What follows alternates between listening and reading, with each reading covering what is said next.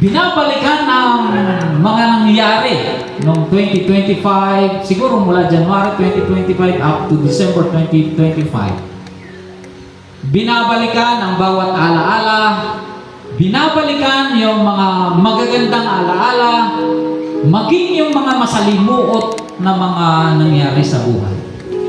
And then, pagdating ng 2026 ay ikinukumpara ito sa buhay ngayon.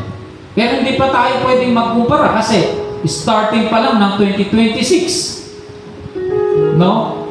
At sa taon na ito, noong 2025 at mula ng New Year, ay alam niyo ba na sabi ko kanina, grabe ang mga okasyon. Grabe ang mga paghahanda. No? Iba't ibang klaseng pagkain na makikita mo sa mga hapagkainan.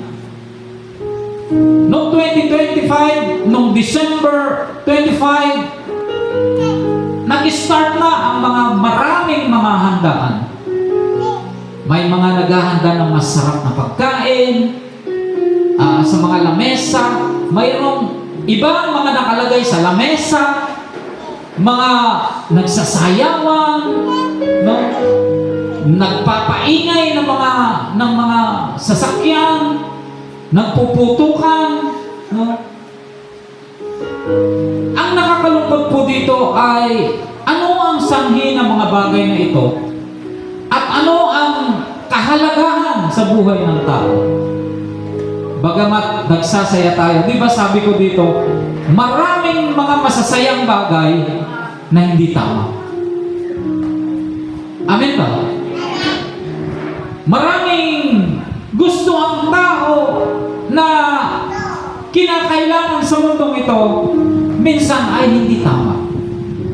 Pero ang daming pangangailangan ng tao na nagiging tama naman. No?